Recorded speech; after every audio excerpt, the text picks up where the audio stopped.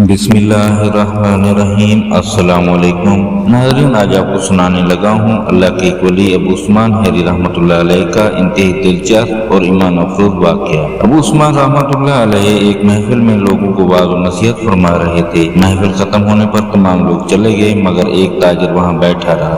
अबू उस्मान रहमतुल्लाह अलैह ने भांप लिया कि ये ताजिर मुझसे कोई हाजत बयान करना चाहता है, लिहाजा आप रहमतुल्लाह अलैह ने उसे अपने पास बुलाया और उसके आने का मकसद दरियाफ्त किया। ताजिर ने कहा, मैं नीशापुर का ताजिर हूँ। मेरे पास शहर असफहान से एक व्यापारी आया था। उसने मुझसे कुछ माल उधार लिया और वादा किया कि आइंदा साल इस माल की कीमत अदा करेगा, मगर एक साल गुजरने के बावजूद वो अदायगी पर आमादा नजर नहीं आता। अब मुझे इतला मिली है कि वो हेरात शहर में आकर ठहरा हुआ है, मगर नीशापुर नहीं आना चाहता। कहीं मैं उससे रकम न मांग लूं। अबू उस्मान ने पूछा कि मैं इस मामले में तुम्हारी क्या मदद कर सकता हूँ। ताजिर ने कहा, हुजूर, मेरा मसला ये है कि मैं फौरी तौर पर हेरात पहुंचना चाहता हूँ ताकि उससे अपनी रकम वापस ले सकूं, लेकिन मेरी मजबूरी मेरी राह में हायल है। अगर आप मेरी मदद फरमाएं तो मैं आपका सारी जिंदगी एहसानमंद रहूंगा। अबू उस्मान ने दरियाफ्त किया कि तुम्हारी मजबूरी क्या है। वो ताजिर कहने लगा कि कुछ अर्सा पहले मुझे एक कनीर पसंद आई थी जिसको मैंने खरीद लिया था। मेरा मसला ये है कि अगर उसको तन्हा घर में रखता हूँ तब भी खतरा दरपेश रहता है, और अगर उसे सफर पर हमरा ले जाने का सोचता हूँ तो उस सूरत में भी मुश्किलात नजर आती हैं। अगर आप इस कनीर को अपने पास बतौर अमानत रखें तो मैं वापस आकर उसे अपने साथ ले जाऊंगा। अबू उस्मान रहमतुल्लाह अलैह ने पूछा, तुम्हारी वापसी का इम्कान कब तक है। ताजिर ने बताया कि ज्यादा से ज्यादा 3 माह का अर्सा लगेगा और मैं वापस लौट आऊंगा। अबू उस्मान ताजिर की बात सुनकर चंद लम्हे सोचते रहे और फिर ताजिर से कहने लगे, इस कनीर को मेरी बीवी बच्चों के पास छोड़ दो और उसको उस बात की सख्ती से ताकीद कर देना कि वो मेरे हुजरे की जानिब हरगिज न आए। ताजिर ये सुनकर खुश हो गया। उसने फौरी तौर पर कनीर को अबू उस्मान की बीवी बच्चों के पास छोड़ा और खुद हेरात की तरफ रवाना हो गया। जब वो हेरात पहुंचा तो उसे पता चला कि मज़कूरा ताजिर वहां से गजनी जा चुका है, तो वो भी उसके पीछे पीछे गजनी रवाना हो गया। उधर अबू उस्मान उस कोशिश में थे किसी भी तौर पर उनकी निगाह उस कनीर पर न पड़े, इसलिए वो घर में बहुत कम आने जाने लगे। दूसरी जानिब आपकी बीवी औरत होने के बावजूद कनीर की खूबसूरती से भी बहुत मुतासिर थी। वो अक्सर दिल में सोचती कि ऐसी कनीर को तो किसी महल में मलका बनकर रहना चाहिए। एक रोज अबू उस्मान की बीवी ने आपसे कहा कि आप गौर से इस कनीर को देखें, इसकी खूबसूरती देखकर आप भी हैरत ज़्यादा रह जाएंगे। अबू उस्मान ने कहा, यह क्यों कर मुमकिन है, मैं कैसे किसी औरत पर नजर डाल सकता हूँ। आपकी बीवी ने कहा, इसमें मुश्किल वाली कौन सी बात है, कनीर घर में ही मौजूद है, आप जब चाहें उसे देख सकते हैं। ये बात करके आपकी बीवी ने एक तरह से आपको आजमाइश में डाल दिया, जिसकी वजह से लाशऊरी तौर पर आपका ध्यान उस कनीर की तरफ मुंतकिल होता जा रहा। एक रोज अबू उस्मान अपने हुजरे में मौजूद थे कि अचानक हुजरे में कनीर दाखिल होगी। अबू उस्मान उसका हुस्न और जमाल देखकर हैरत ज़दा रहा, मगर कनीर आपको देखकर जरा बराबर भी परेशान न हुई और बड़े एतमाद से कहने लगी, क्या आप ही अबू उस्मान हैं। आपने कहा, हाँ मैं ही अबू उस्मान हूँ। अबू उस्मान ने पूछा, तुम यहाँ हुजरे में किस लिए आई हो। इस पर कनीर कहने लगी, मैं यहाँ आपसे ये दरियाफ्त करने आई हूँ कि वो जो ताजिर मुझे आपके पास बतौर अमानत रख कर गया वो कब तक वापस आएगा। आपने जवाब दिया, उसने 3 माह बाद आने का कहा था, मगर मुकर्ररा मुद्दत तो यकीनन गुजर चुकी है। बहरहाल उम्मीद है कि वो जल्द वापस लौट आएगा। कनीर कहने लगी, ठीक है वो आ जाएंगे, मगर मैं क्या करूँ, मेरा तो यहाँ दम घुटने लगा है। हद तो ये है कि मैं किसी से बात भी नहीं कर सकती। आखिर मुझे किस जुर्म की सजा मिल रही है। कनीर के अंदाज में एक किस्म का शिकवा था। अबू उस्मान मालूम नहीं उसका क्या जवाब देना चाहते थे, मगर गैर इरादी तौर पर उन्होंने कनीर से कह दिया कि जब कभी तबीयत उदास हो तो यहाँ चली आया करो, मैं तुम्हारा मसला सुन लिया करूंगा। इधर खिलाफ तवक्का कनीर ने जब ये अल्फाज सुने तो उसकी खुशी की इंतहा न रही। उसने मुस्कुराते हुए आपका शुक्रिया अदा किया और अगले रोज आने का वादा करके चली गई। मगर इससे जाते ही अबू उस्मान को अपनी गलती का एहसास हुआ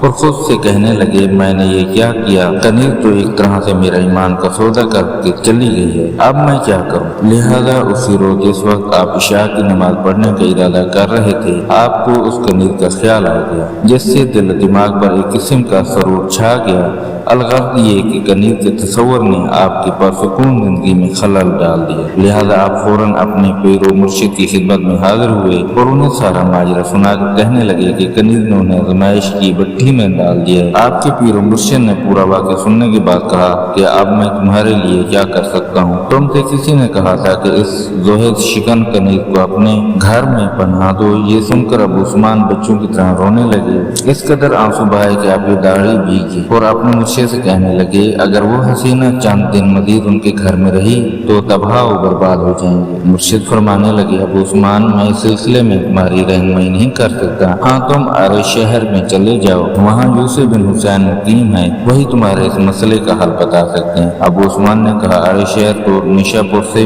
बहुत ज्यादा दूर है। तो मुर्शिद ने दो टूक लहजे में कहा कुछ भी हो अब तो तुम्हें वहाँ जाना ही पड़ेगा। अबू उस्मान किसी न किसी तौर पर तवील सफर करते हुए 30 दिन बाद अरे शहर पहुँच गए और लोगों से पूछा कि यहाँ कोई यूसुफ बिन हुसैन रहते हैं। लोग आपके इस सवाल पर बहुत हैरान हुए और कहने लगे आप यूसुफ बिन हुसैन जैसे जंदीक के पास क्या लेने जाएंगे, इसको तो पूरे शहर ने छोड़ रखा है। वहाँ पर मौजूद एक शख्स ने कहा जनाब आप तो खुद शक्ल व सूरत से बुजुर्ग मालूम होते हैं, मगर जब अबू उस्मान यूसुफ बिन हुसैन से मिलने पर बाज़िद रहे तो एक शख्स आपको यूसुफ बिन हुसैन के घर तक पहुँचाने के लिए आपके साथ हो लिया। आपको साथ ले जाने वाले शख्स ने आपको एक दुकान में खड़ा किया और खामोशी से खिड़की के रास्ते एक दुकान के अंदर देखने का इशारा। अबू उस्मान ने देखा कि एक शख्स बैठा है जिसके साथ एक खूबसूरत लड़का बैठा हुआ है और करीब ही शराब की सहराई रखी हुई है। ये मंजर देखकर अबू उस्मान ने खिड़की से निगाहें हटा ली और दिल में सोचने लगा ये शख्स भला मेरी क्या रहनुमाई करेगा। आपको साथ लाने वाले शख्स ने कहा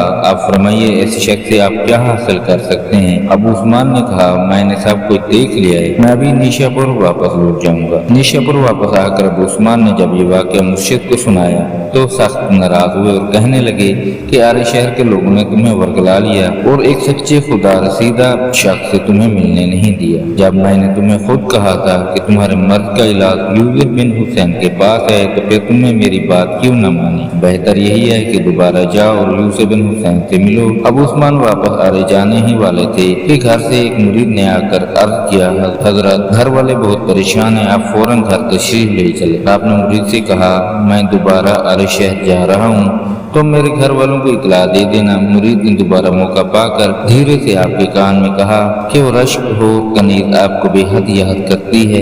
मुरीद की बात सुनकर आपको एहसास हुआ जैसे शैतान एक बार फिर आपको वर्गला रहा। आपने ला हौला वला कुव्वता पढ़ी और दोबारा निशापुर से रवाना होगी। अरे शहर में पहुंचकर फिर इस शख्स से आपकी मुलाकात होगी। उसने भी आपको पहचान लिया और इंतहाई खुशी के आलम में बोला आप फिर आ गए। आपने जवाब दिया हाँ, मैं यूसुफ बिन हुसैन से लाजमी तौर पर मिलना चाहता हूँ। वो शख्स अफसोस के आलम में कहने लगा आप फिर उस जंदीक से मिलने आ गए, काश आप में अक्ल होती और आपको समझा सकता। बहरहाल उस शख्स ने आपको यूसुफ बिन हुसैन के पास भेज दिया। आपको देखते ही यूसुफ बिन हुसैन बोले अबू उस्मान तो जज्बा बहुत बड़ी चीज है। तुमने खिड़की के पास खड़े होकर दुकान के माहौल का जायजा लिया और मुझसे कोई बात किए बगैर वापस लौट गए। ये सुनकर अबू उस्मान खासे नादिम हुए और शर्मिंदगी का इजहार किया। फिर अबू उस्मान से कहने लगे अपनी आमद की वजह बता। आपने फरमाया जो शख्स तारुफ के बगैर ही मेरा नाम पुकारे उसे मैं जबान से क्या अर्ज करूं। उस वक्त भी वो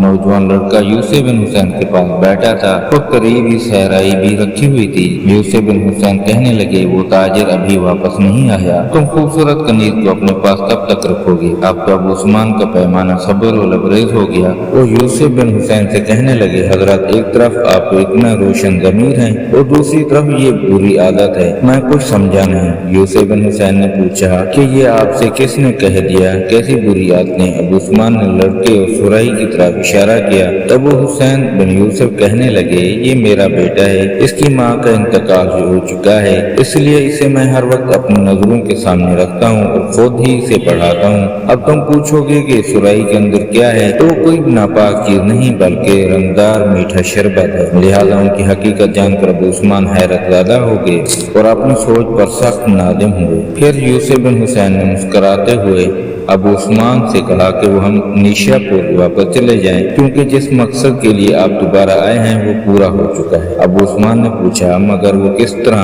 اس پر یوسف بن حسین بولے آپ نے پہلی بار یہاں تک آنے میں 30 دن برباد کیے، پھر واپس گئے، پھر دوبارہ آگے، آپ پھر واپس جائیں گے تو ذرا خود حساب لگا کر بتائیں کہ کتنے دن ہوئے۔ ابو عثمان نے حساب لگا کر بتایا یہ تو پورے 120 دن ہوئے۔ یوسف بن حسین بولے کہ آپ کا امتحان 120 دنوں کا تھا اور ان دنوں کو سفر میں نکال دیا گیا، اب آپ نیشا پر واپس ضرور جائیں اور آئندہ خود کو آزمائش کی بھٹی سے دور رکھیں۔ یوسف بن حسین کی ہدایت پر ابو عثمان واپس نیشا پر چلے آئے اور اپنے مرشد کو سارا واقعہ سنا دیا۔ مرشد کے ہونٹوں پر مسکراہٹ پھیل گئی اور کہنے لگا ہاں عثمان آزمائش کے 120 دن تو کس قدر، اور کہنے لگے ہاں عثمان آزمائش کے 120 دن تو کسی طرح گزر نہیں رہے تھے، لہذا میں نے تمہیں لمبے سفر پر روانہ کر دیا تاکہ تمہارا ایمان محفوظ رہے، اب تم گھر جاؤ۔ ابو عثمان جب گھر پہنچے تو بیوی نے بتایا وہ تاجر آیا تھا اور اپنی قمیض کو واپس لے گئے۔ تو محترم ناظرین، اگر آپ کو میری ویڈیو پسند آئی ہو تو میرے چینل کو سبسکرائب کر دیں۔ اللہ حافظ، ملتے ہیں نئی ویڈیو کے ساتھ۔